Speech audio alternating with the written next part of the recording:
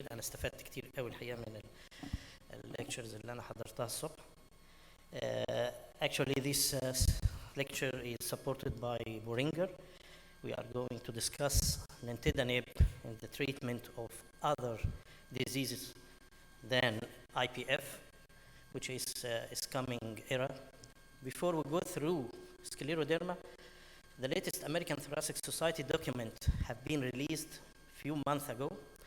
And actually, what's new in this documents, it has two chapters. The first chapter was regarding the IPF. And to tell you the truth, nothing new, except they eliminated the necessity to put the proton pump inhibitors in every case. So it is dependable. And also, they defer the operations regarding the increased acidity. The other chapter is a very interesting chapter, actually, and they started to call the fibrosis with UIP or other picture that is progressive to be progressive pulmonary fibrosis. So this term have been raised, and actually these are the armamentarium of diseases that we can find progressive pulmonary fibrosis in. And among them, you can find our guest today, which is the connective tissue disease, and on top of the list is scleroderma. And actually, there were interesting something that when you find they revised some CTs for UIP pattern and try to specify the UIP pattern in CT according to the association. For example, they describe sharp demarcated fibrosis with exuberant honeycombing, excessive honeycombing in the base with anterior lobe sign to be due to scleroderma. And actually, when you go through the literature, they have a lot of papers describing this picture. I used to see this distribution, and I was actually inquiring what it means. Actually, they are allocating it to be due to scleroderma. So what is the definition of progressive pulmonary fibrosis? It's worsening respiratory symptoms. This is where I'm going to try the antifibrotics. Physiological evidence of disease progression. So FVC more than 5% decline over 1 year, and DELCO corrected for hemoglobin more than 10% yearly. And radiological evidence of disease progression, one or more of the following, as you see here, the traction bronchiectasis, new grounded glass, new fine reticulations, and so on. So this how to define the patient with progressive pulmonary fibrosis. Pirfenidone, they have a statement on pirfenidone that we need to have further research. So in the field of progressive pulmonary fibrosis, still the documents are not enough. However, they give conditional recommendation for nintedanib. And we have to be honest and say it is conditional. Conditional means that probably the outweigh of benefit against the adverse events is in the favor of the patient, probably. So we need to define which patient, and it is a kind of a trial in order to see where the patient is going to be. Actually, when I have a patient and I give him, I'm talking about IPF, and I give him the treatment, the patient is the best measure for improvement, because these patients are miserable and they are annoyed and they are struggling. So when the patient come and say, I am better, this is my intention. So this is the first thing. Regarding the decline of FVC and so on, these are very slow measures. Anyhow, so systemic sclerosis associated interstitial lung disease, actually they would declare that the pathology is almost the same. What's happening in IPF is almost the same. The scar and the remodeling, it is almost the same. We have two main problems in scleroderma. Number one become the interstitial disease. And number two is pulmonary hypertension. This is the only category of patient that we screen for pulmonary hypertension. So the mortality is very high with IPF or interstitial lung disease associated with scleroderma, whether it is isolated or diffuse. We have two types of the disease, the isolated skin or the diffuse type, which is systemic sclerosis. So Nintedanib has a mechanism of action. Actually, it acts through, it is a tyronase kinase inhibitor, and the main target and the main, at the end, we have fibroblast proliferation, migration, fibroblast to myofibroblast transformation, activation of macrophage to release the cytokines. All of these mechanisms are going to be inhibited. Again, it acts through the competition of adenosine ATP binding pocket of these kinases, and it will lead to decrease and inhibition of the fibrosis process. What is the evidence? And actually, I invite everybody to look at this paper because it is going to guide you where to give the treatment. We have a lot of lists, as I saw you. It's a full list of diseases. But inside, when you see the discussion is very interesting, actually. So this is the journey, and the journey is very long, starting for IPF, and lately we have the nintedanib in Egypt, and we use it for IPF.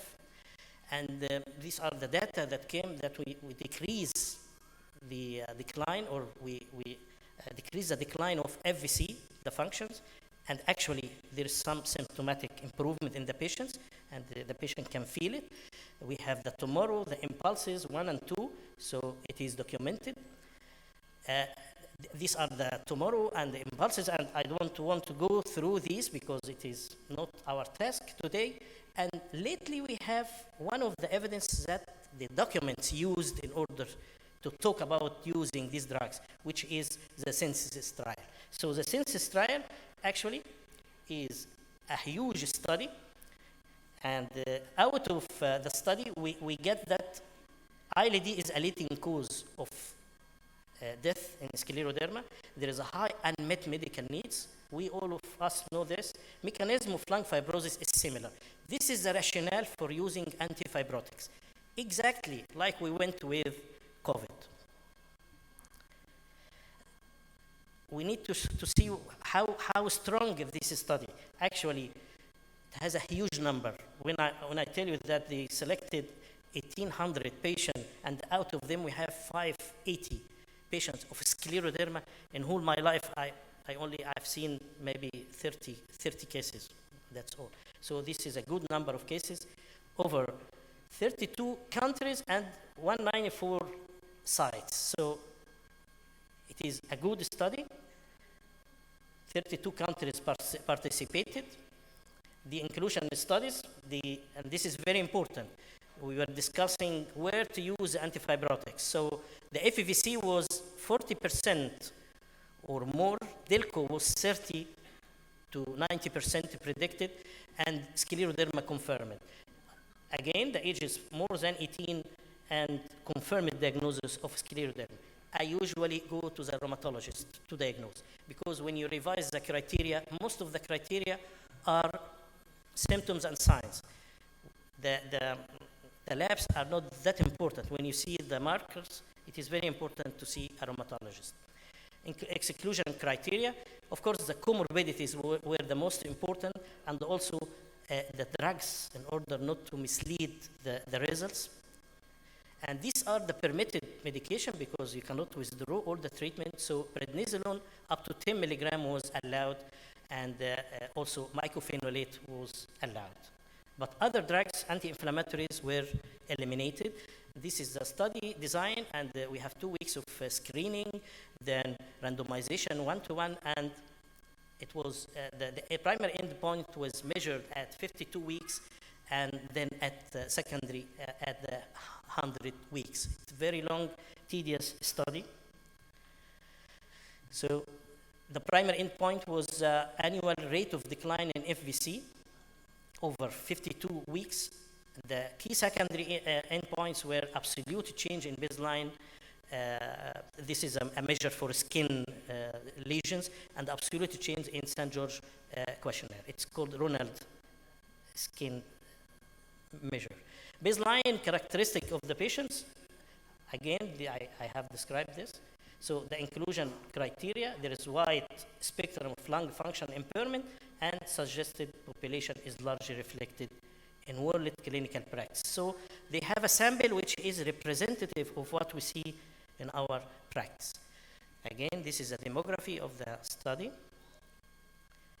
The primary endpoint, actually, there were significant change, and as you see here, the annual decline of FVC was decreased to 52 compared to 93 in the placebo group.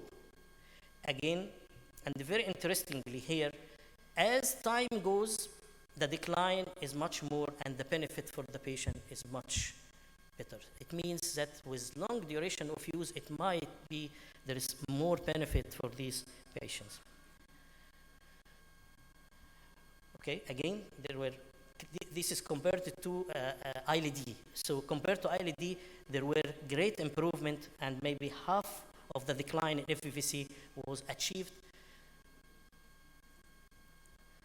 Safety, which is the main issue. We have to be honest with the patient, and actually when I prescribe this drug for a patient, I tell him that you might get some complications.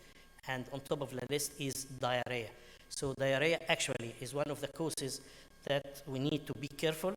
And when the patient gets diarrhea, actually diarrhea happens in maybe 75%, but in placebo compared, it was 31%. What we do when the patient has diarrhea, actually, we stop the drug and then we give the lower dose. We start with 150 twice daily, then I can stop it and start with 100.